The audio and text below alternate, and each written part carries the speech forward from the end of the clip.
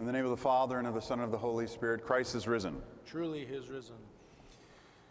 When you think of your interactions with other people, and when you first say hello to someone, we see that especially as we grow, we put up a wall.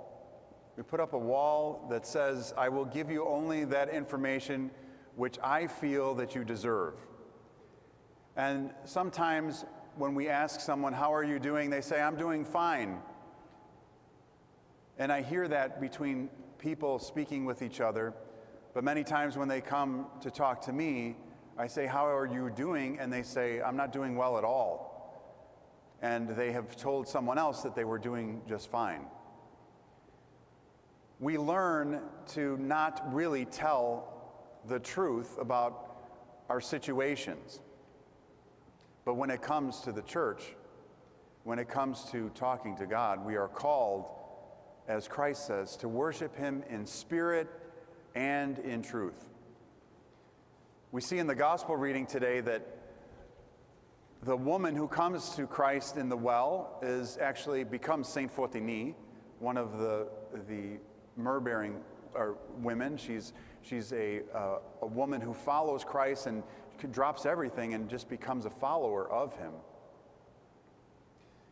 But she comes to this well, and she's a Samaritan. Now, Samaritans were not considered to be in the same class with Jews as far as their faith. That's why Christ says, you worship what you don't know. We worship what we know.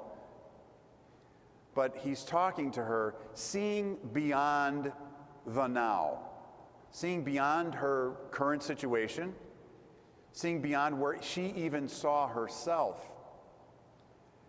And he says to her, if you knew who was really talking to you, you wouldn't say, I'll get you water, but give me the living water. So Christ says to her, if you knew who that was talking to you, you would surely understand that there's something greater that you can receive than water from this well that has existed for so long. And then Christ says to her, she says, well, let me have this water. And he says, sure, I'll give you as much water as you want. Go call your husband. And this is where the backdoor answer comes in. She says, I have no husband. Now, she didn't say she was living with someone. She didn't say she was married 5 times. She just said, I have no husband. Not quite a lie, but not really being truthful, which is how society functions for so long now, for centuries, as we see, and all the way to the time of Christ. Not actually lying, but not really being truthful. So we see the woman says, I have no husband. Jesus says, you're right, you have no husband. You've had 5 husbands. She doesn't give that information. He extracts it from her heart and says, and the one that you're living with now is not your husband. And then she says,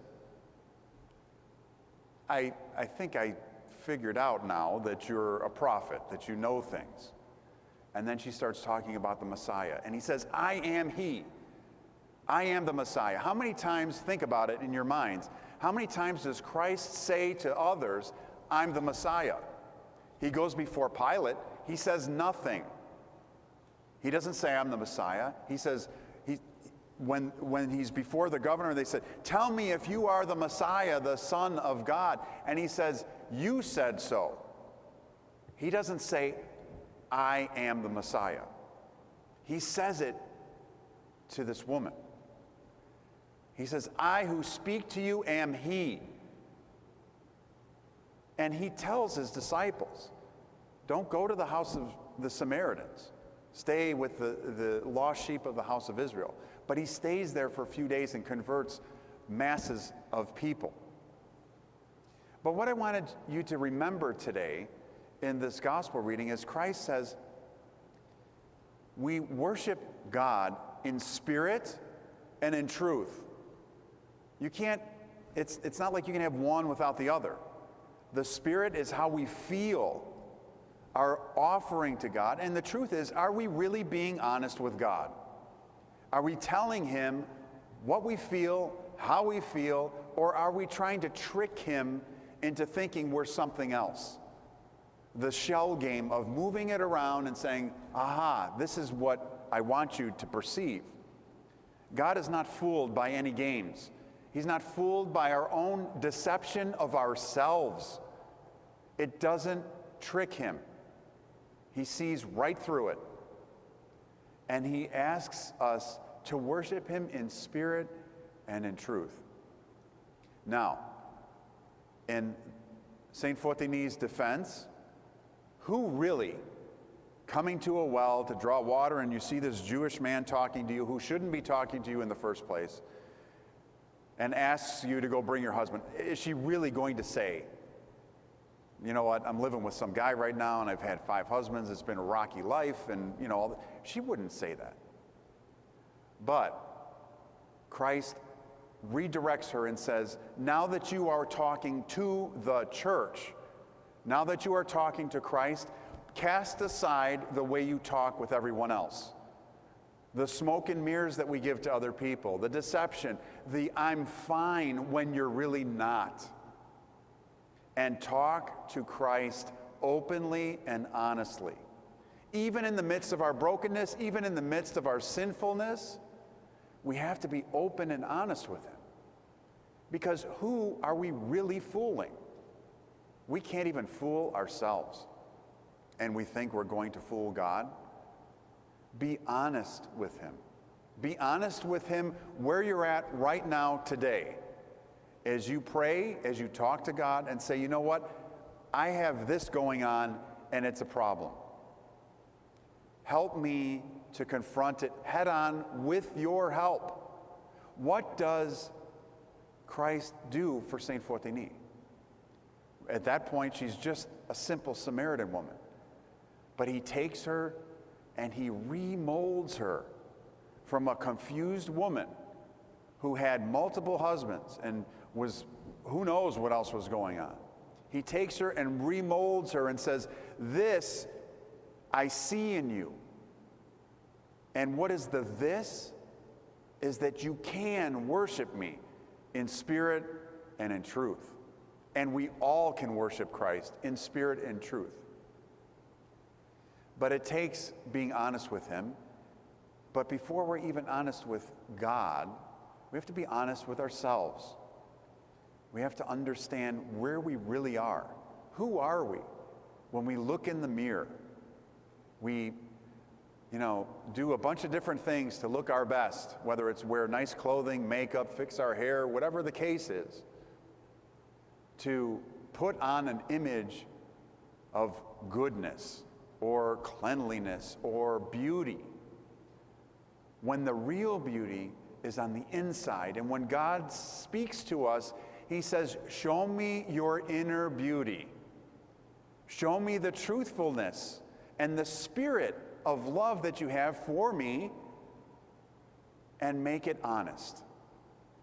Because he takes our brokenness and puts it aside and brings together the best of us, the best of each one of us. He took this woman who did not expect to become a disciple, who did not expect to become a Christian, and he saw beyond her own brokenness that she probably was limited to by her own perception, by her own brokenness, and by our own brokenness. We can limit ourselves. But if we allow God in, and we say, God, come into my brokenness and fix me. Here's what I am. I'm open before you. Then he takes it and he makes it something extraordinary. He took a simple woman looking for a drink of water, and a woman who didn't even know who she was talking to. But when she encountered him and he says to her plainly, I am the Messiah, then her whole life changes. Let God come to you and speak to him with your heartfelt spirit and your open and honest truth. We are trained from little children to say no to things that clearly we have done that are wrong. And one of the most funny things that I've seen with one of those shows with children say the darndest things, or those types of shows, is the little child, they put a chocolate cake on the table, and the child comes up and they say, "Don't touch the cake." And then they go away, they come back, and the child's got cake all over their face, and they say, "Did you eat the cake?" And the child's chewing still and saying, "No, I didn't eat the cake. There's chocolate of chocolate fingers. What happened to the cake?" "I don't know what happened to the cake."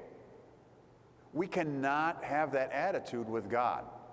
If we dipped into the cake, we have to be honest and say, "I did," because we are not fooling anyone. And we can't be dishonest with God. We have to be truthful in everything we say, in our prayers, to be open, as biting as they might be to our own brokenness, to say, "You know what, Lord, I'm a wreck. I am broken. I need your help. This is a problem. That's a problem." Ask him and allow him to bring you back together. Because that encounter for that simple woman became an encounter of salvation for her. And she left her jar behind. It doesn't say she took her water jar with her. She met Christ and left it. So how many things do we think that are important, that are just distracting us?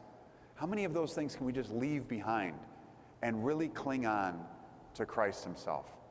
I pray that you ask God with your heartfelt spirit and with a sense of new and improved truthfulness to God in your prayers, and watch what he can do for you.